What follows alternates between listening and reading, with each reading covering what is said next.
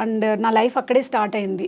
నా లైఫ్ అంతా ఇక్కడే గణపతి కాంప్లెక్స్ చుట్టుపక్కలనే. మా పెళ్ళైన తర్వాత ఫస్ట్ ఒక ఇంట్లో ఉన్నాం అటు పక్కనే, దాని తర్వాత ఎదురుగా మారాము.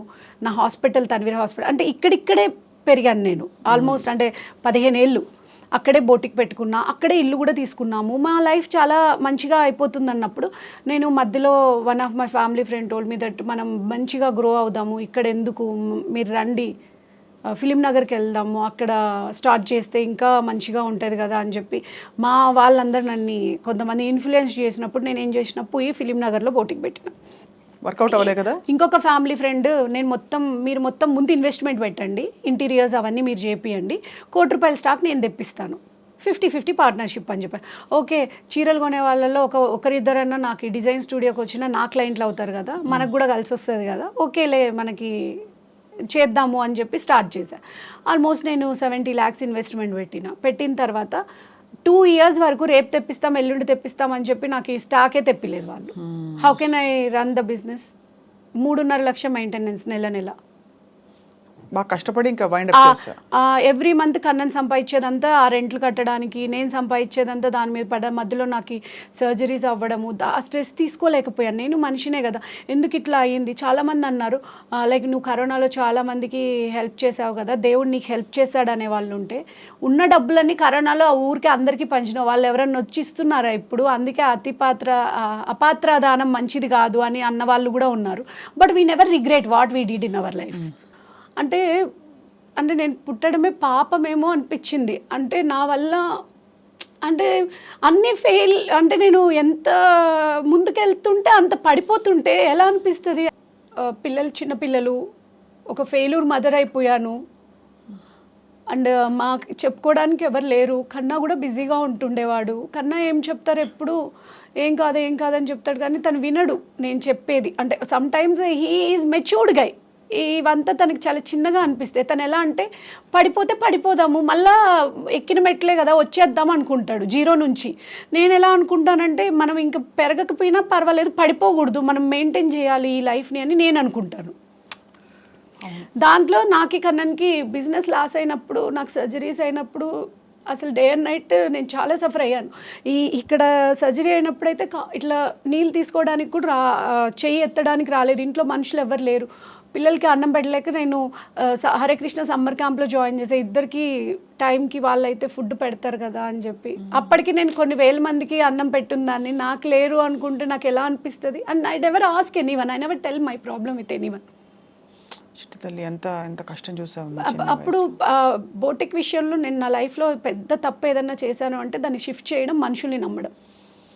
ఆ మనుషులు దాన్ని నన్ను అడ్వాంటేజ్గా తీసుకొని నన్ను గుప్పట్లో పెట్టుకోవాలి అంటే, ఇప్పుడు ఇది స్టాక్ తెప్పియాలంటే మనం ఏమైనా చేయొచ్చు దీన్ని అన్నట్టు ఆడుకున్నారు జీవితంతో. అది ఎప్పటికీ ఒక పెద్ద లెసన్ నా లైఫ్లో. దానివల్ల నా పిల్లలకి కూడా చాలా ఎక్స్పీరియన్స్, నా చుట్టూ ఉన్న వాళ్ళు కూడా మనుషుల్ని ఎంతవరకు నమ్మాలో. అంటే ఇప్పుడు అనుకుంటాను అది నాకు ఒక్కతే లెసన్ కాదు, వేరే వాళ్ళకు కూడా దేవుడు నేర్పించాడేమో ఆ లెసన్ అని చెప్పి.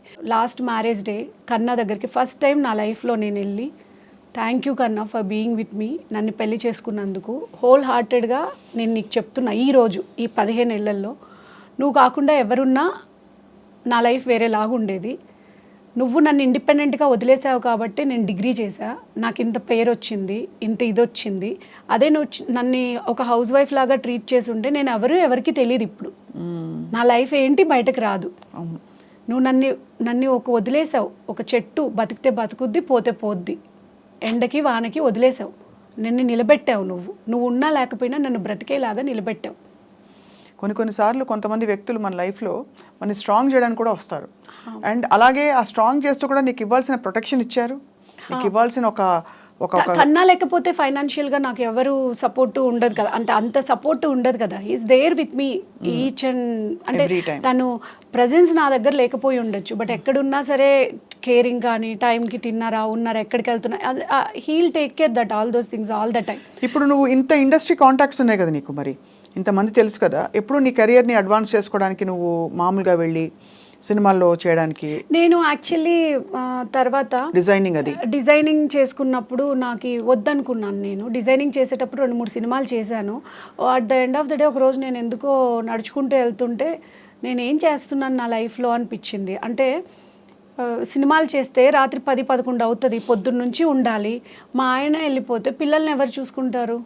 నేను ఎక్కడో వదిలేసి చూసుకుంటే ఇది కాదు పద్ధతి. నా పిల్లలు కూడా నాలాగే అవుతారు. డబ్బులు ఇంపార్టెంట్ కాదు, నా పిల్లలు ఇంపార్టెంట్ నాకు. ఒకరు క్విట్ చేయాలి, ఒకరు ఉండాలి అని డిసైడ్ అని నేనే క్విట్ చేయాలి. నాకు ఇండస్ట్రీ వద్దు, నేను పిల్లలు నా బోటిక్ నేను హ్యాపీగా ఉంటుండే. సో ఆ టైంలో నేను యాత్ర వైఎస్ఆర్ బయోపిక్ మూవీలో ఒకసారి మా అక్క కొడుకు షూటింగ్ చూద్దాం, నాకు ఈ వాడికి వైఎస్ఆర్ అంటే చాలా ఇష్టం, వెళ్దామంటే ఇక్కడే మహి గారు మూవీ విలేజ్లో వినాయకుడు మూవీకి నేను ఆడిషన్కి వెళ్ళాను అప్పట్లో. సో మళ్ళీ మహి గారు నాకు టచ్లో ఉన్నాను, నేను వెళ్తే షూటింగ్లో అక్కడ ఒక కో డైరెక్టర్ అండ్ ప్రవల్లిక అని ఒక అమ్మాయి అసిస్టెంట్ డైరెక్టర్ చూసి ఒక క్యారెక్టర్ ఉంది చేస్తావా, ఒక డాక్టర్ క్యారెక్టర్ అని చెప్పారు. నేను ఊరికే చూడ్డానికి వెళ్తే క్యారెక్టర్ ఇచ్చారు. సో ఆ క్యారెక్టర్ నాకు చాలా గుర్తింపు వచ్చింది. దాని తర్వాత నేను మళ్ళీ కంటిన్యూ చేద్దాం అనుకున్నాను, లైక్ 4-5 సినిమాలు చేశాను, కానీ కోవిడ్ అప్పుడు మళ్ళీ బ్రేక్ వచ్చింది. ఇప్పుడు మళ్ళీ నిహారిక ఇస్ బ్యాక్ అనుకోవచ్చా ఆన్ స్క్రీన్? అంటే నేను అనుకుంటే సరిపోదు కదా, ఇండస్ట్రీ వాళ్ళు పిలవాలి కదా. నో, బట్ క్యారెక్టర్ ఆర్టిస్ట్ కి ఇప్పుడు మంచి స్కోప్ ఉంటుంది. వెబ్ సిరీస్లు వస్తున్నాయి, ఓటీటీలు వస్తున్నాయి. అందులో నువ్వు నీలో మోస్ట్ ఇంపార్టెంట్ థింగ్, నువ్వు ఫ్లెక్సిబుల్, నీకు గలగల మాట్లాడడం వచ్చు, యువర్ కాన్ఫిడెంట్, చక్కగా అంటే కళకళలాడుతూ ఉంటావు. ఇన్ని ప్రాబ్లమ్స్ ఉన్నాయి నీకు అంటే ఎవరికి దిమ్మ తిరిగి మైండ్ బ్లాక్ అయిపోయింది అరగంట మాట్లాడడమే.